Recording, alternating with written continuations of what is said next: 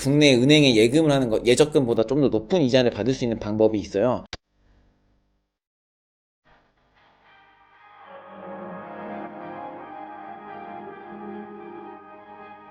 네, 안녕하세요. 우먼 인사이트의 우먼입니다. 저번 편에서는 제가 이더리움의 간단한 원리에 대해서 설명을 좀 드렸었고, 오늘은 스테이블 코인에 대해서 좀 짧게 10분의 영상으로 좀 설명을 드려보려고 합니다. 스테이블 코인은 코인 거래를 안 해보신 분들은 어떤 건지 잘 모르실 수도 있고, 또 요즘에 워낙 또 작년부터 계속 뉴스 기사에도 나오기도 하는 단어라서 한번 들어보셨을 수도 있는데요. 스테이블 코인은 원래는 이제 저희 나라 업비트라던가 국내 거래소, 빗썸 같은 데에서는 사실 크게 의미가 없었고, 해외 거래소를 이용하시는 분들, 바이비트나 뭐 바이낸스, 비트겟 같은 데서 저희가 거래를 할 때 이제 선물 거래를 하겠죠. 그때 이제 이 코인이 올라갈 거라고 하면 이제 롱 포지션을 취하는 거고, 떨어질 것이다라고 하면 이제 숏 포지션을 취하는 건데, 일단 아무런 포지션을 취하지 않을 경우에 저희 나라에서는 이제 그냥 KRW 원화로 갖고 있으면 되지만, 해외 거래소에는 KRW가 없기 때문에 이 달러와 1대1로 패깅되어 있는 변동성이 적은 코인에 이제 두는 걸 저희는 스테이블 코인이라고 생각하고 있었습니다. 그게 가장 대표적인 게 이제 USDT 테더사에서 발행하는 테더가 있었죠. 그런데 이제 그런 용도로만 사용되고 있었는데, 트럼프가 대통령이 당선이 되면서 지니어스 액트라는 법안에 서명을 하게 되고, 그러면서 갑자기 스테이블 코인이 떠오르고 있는데요. 그래서 스테이블 코인은 이제 앞으로 디지털 결제 인프라로 사용하게 될 것이고, 이것에 대해서 테더사 같은 경우에는 이제 어디서 감사도 받고 있지 않기 때문에 사실 투명하게 이것이 정말 우리가 달러랑 1대1로 이게 패깅이 되는 것인지 확인할 수 있는 방법이 없었는데, 무조건 100% 미국 국채를 담보로 해야 된다라는 규정을 만들면서 조금 더 스테이블 코인에 대한 신뢰도가 상승했다고 볼 수 있습니다. 그러면은 트럼프는 왜 스테이블 코인에 갑자기 이렇게 관심을 가지게 된 것이냐라고 생각을 해봤을 때, USDC를 발행을 하려면은 1달러를 이제 저희가 국채를 사줘야 되는 거죠. 그러면 미국 입장에서는 지금 달러에 대한 약간 매력도가 조금은 떨어지는 상황에서 국채 수요가 줄어들고 있었는데, 이 발행사들이 그 국채를 사줌으로써 그 부채에 대한 부담을 좀 줄일 수 있고, 그리고 어쨌든 현재 시장에서는 미국 달러가 전 세계 기축통화로 사용되어 있었고, 그것이 미국이 다른 나라에 영향을 끼치는 데 있어서 굉장히 유용한 도구로 활용이 되었었죠.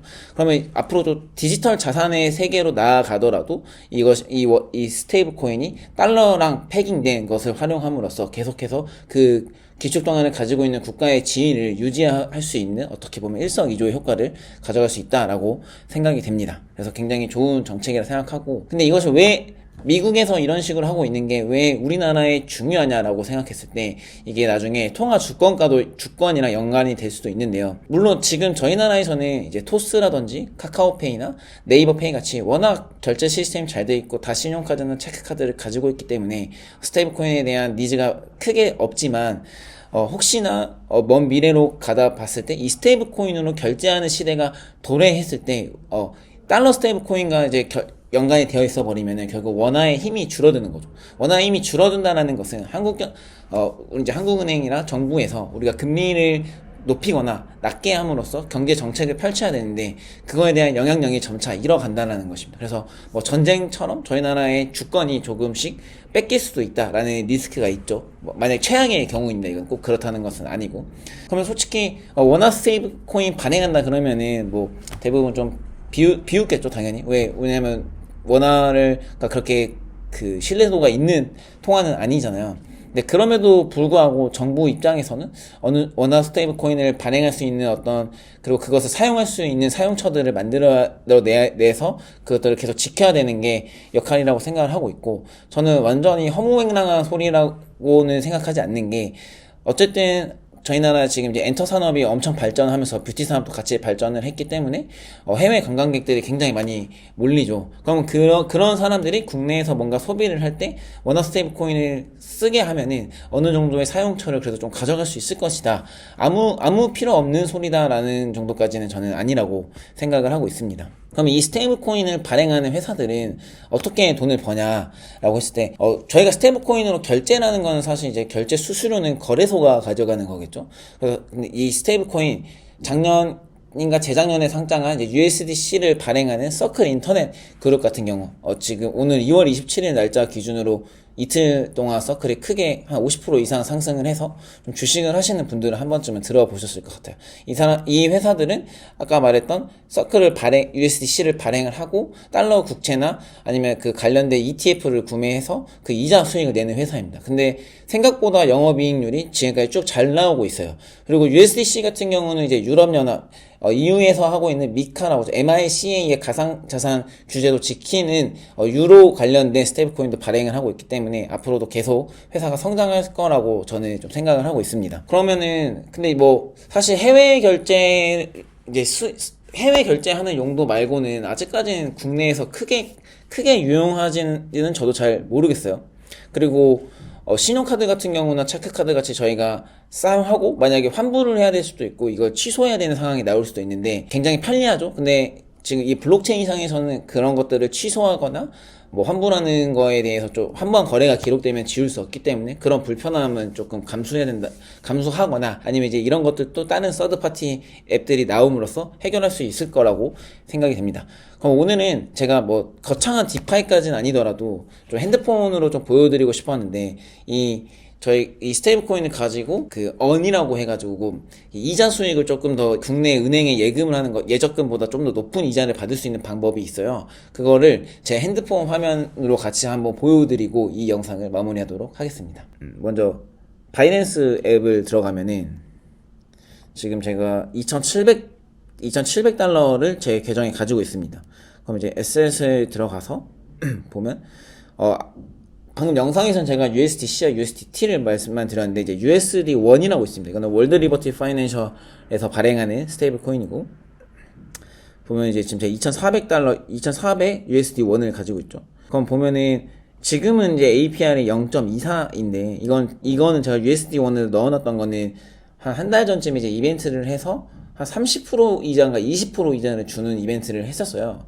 아마 이제 제가 이거는 지금 0.24 리얼타임 APR이 이제 0.24인데 0.24로 줄었기 때문에 바로 해지도 가능합니다. 그래서 USD1 맥스를 하고 제 현물 계정에 그냥 넘겨두는 걸 하겠습니다. 그래서 이렇게 그냥 우리나라에서 은행에서 예적금을 해지하듯이 가입도 하고 그냥 해지도 하고 이렇게 편하게 할 수 있고 내가 다시 언을 하고 싶으면은 여기 언 들어가셔가지고 USD1에서 언 시키시면 됩니다. 근데 여기서 조금 더 알려드리고 싶은 부분은 바이비트에서 제가 그 카드를 발급받아서 이제 사용을 하고 있거든요.